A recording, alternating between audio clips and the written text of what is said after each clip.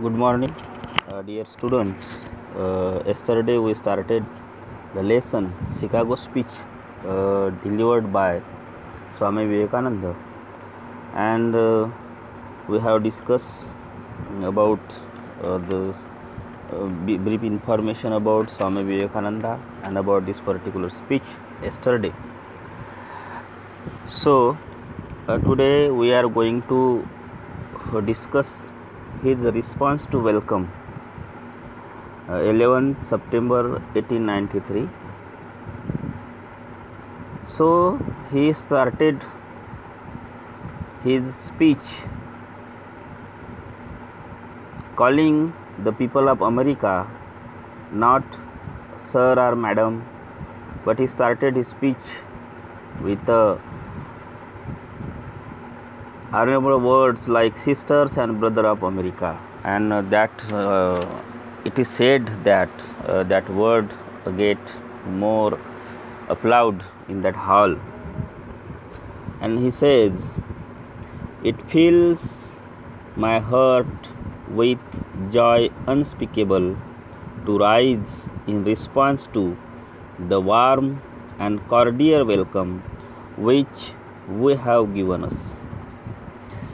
So cordial means warm and friendly. Cordial means warm and friendly. It means warm means having much more feelings, having much more we can say attachment. That is we call warm attachment. Warm feelings means we have something, we feel something about that particular person or situation. And cordial means very friendly and warm. So he says, it fills my heart with joy, that whole situation, in a way that he was welcomed by America in that particular conference, and that fill his heart with joy. So he says that joy is very unspeakable. He cannot speak, he cannot express with his words, to rise in response to warm and cordial welcome which you have given us. Whatever you have given us, and the way in which you have welcomed me particularly, it is very enjoyable, and that joy is very unspeakable that I cannot express it with my words. I thank you in the name of most ancient order of monks in the world. I thank you in behalf of the most ancient order of monk. Monk means saint, who generally lead their life in jungle or in herds and getting and acquire more and more spiritual knowledge. That is called monk. So he says in that conference that I thank you in behalf of the most ancient order of monk in the world. I also thank you in the name of the in the name of the mother of religion.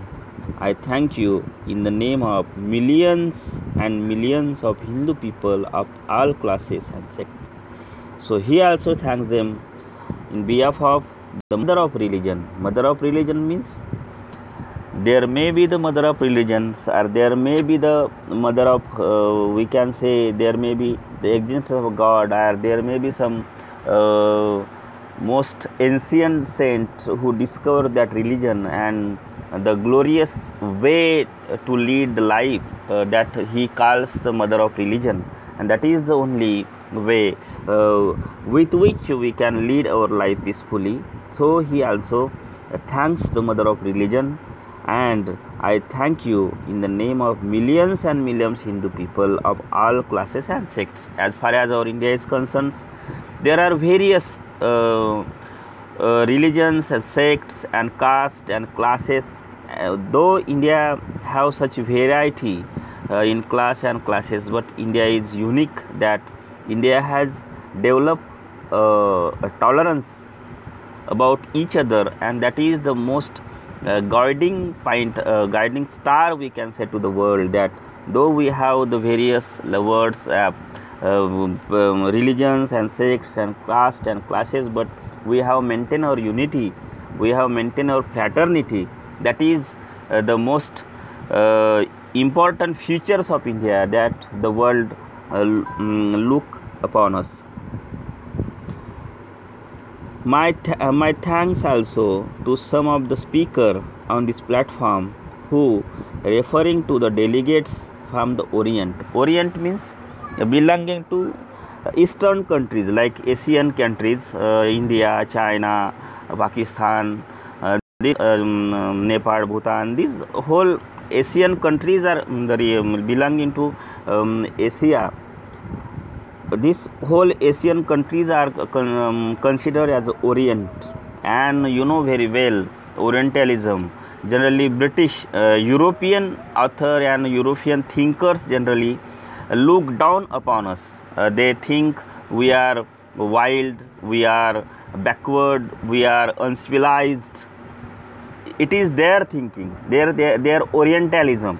They don't consider us as civilized or educated, or because when British East India Company came in India, at that time there were scarcity of education, there were illiteracy, there were bad habits prevailing in India, that create image of India in their mind, that India is so wild, India is uncivilized, India is very backward, illiterate.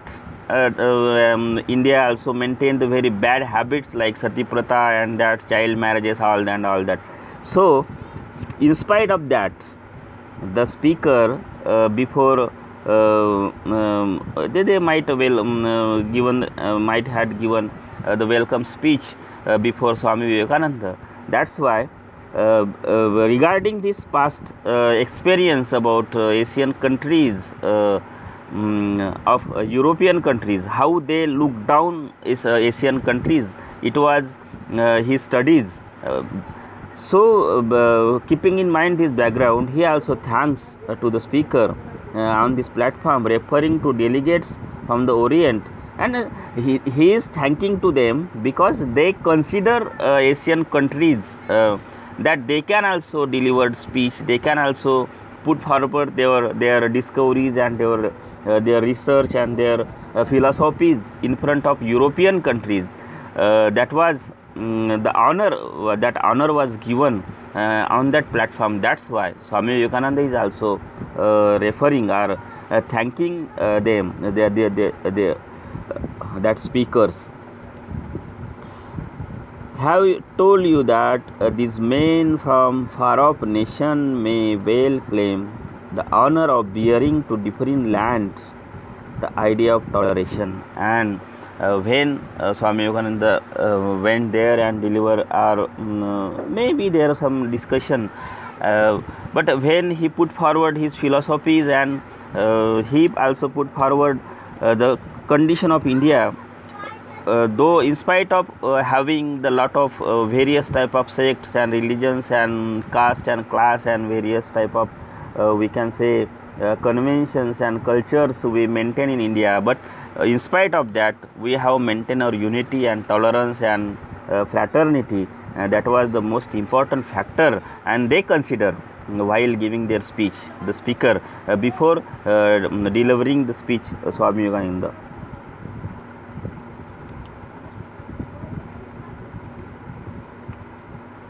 Toleration means I allow the existence and occurrence and practice of something that one dislikes or disagree with without interference. That is tolerance. And as far as our India is concerned, we know though in India there are majority of Hindus, but they never try to interference in the minorities, minorities are other religion that we have in India. That is the principle of tolerance generally we maintain in India. That is the most important factor about India. They consider that.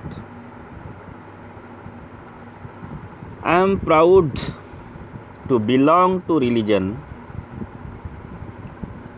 I am proud to belong to a religion which has taught the world both tolerance and universal acceptance. This is the most important features of India, Indian religion, Indian culture, Indian tradition, we can say. Though we have,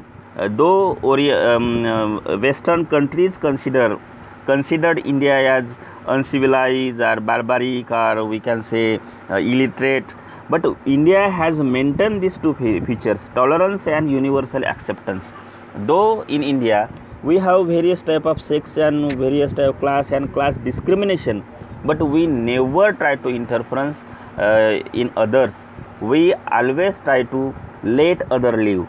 Majority never try to suppress the rights of the minorities, and this is the tolerance that we maintain in India. And that's why I am very proud that I belong to such nation that teach the whole world how the tolerance and universal acceptance is maintained. We believe not only in universal toleration, but we accept all the religion as the true. This is also most important factor.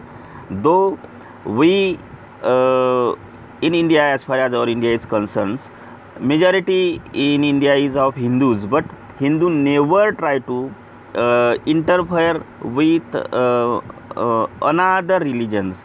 We consider all the religion are true. We have in India Hinduism, Muslim community, Christianism, Buddhism, but we never try to express our feeling against them, against each other. We consider each and every religion as a true, and they lead. Anyway, the path may be different, but ultimate aim of every religion is the same.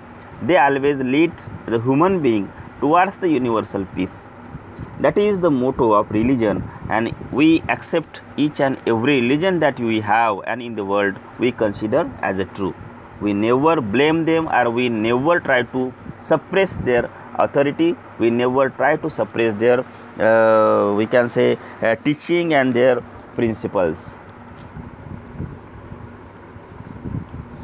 I am proud to belong to a nation which has sheltered means to give to let them live, to give them some help, to help them to live. That is called shelter. To give them, in Marathi we can say asra dene. So we have sheltered the persecuted. Persecuted means someone hostility and ill treatment, especially because of their race or their political or religious belief. Persecuted means the person we have been persecuted, we have been ill treated by the other because they they belongs to different race or their different political thinking or different religious beliefs. Such type of persecuted person also, persecuted people also, the persecuted and refugees. Refugees, you know very well. Refugees are the people when they haven't any land of their own, they get shelter in another countries. And as far as our India is concerned, we have a lot of refugees in our India, from Bangladesh, from Pakistan, all over the world, from Hebrew nation, from Persia. In our India, we have a lot of refugees from all over the world, and we have sheltered them, we have fostered their living in our India.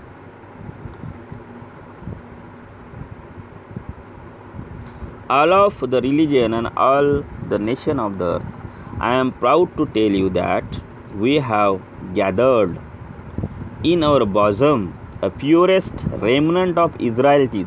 Israelites, this is also the Hebrew nation, the people belonging to Hebrew nation. Generally we call them Jews people.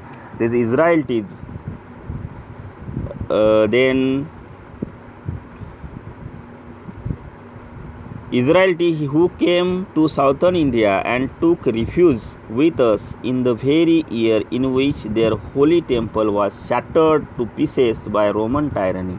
And they were shattered, their temple were shattered to pieces by Roman tyranny. They got refuge in our India, but we never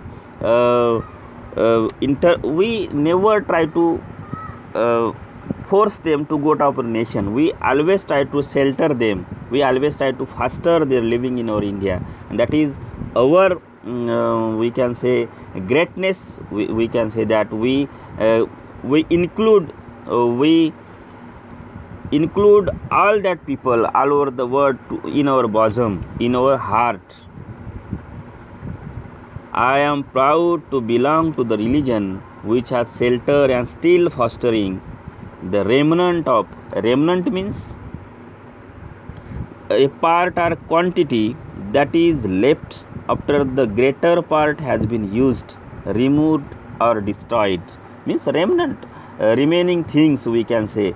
Though most of the Hebrew people were destroyed, but whatever remained there, they took refuge in our India. Most of the Jew people, we know that they were also destroyed, they were also killed by the other forces, but in India we give them shelter and foster their living. We help them to live in our India. That is our greatness. And that's why Zoroastrian also monotheistic pre-Islamic religion of ancient Persia, founded by Zoroaster in 6th century before the birth of Jesus Christ. The monotheistic means they consider there is only one God. That is monotheistic. The Zoroastrian were also the people belonging to pre-Islamic religion of ancient Persia. We also, though they were destroyed by the other forces, but we let them live in India. That is our greatness. That is our greatness of our nation, and I am very proud. And Swami Vivekananda feel very proud that he belongs to such a nation, and he, with the help of his speech, he tried to express the greatness of his nation, the greatness of his conventions, greatness of our civilization, our nation, our principle of tolerance and universal acceptance. So, dear student, the remaining part we will discuss tomorrow. Thank you.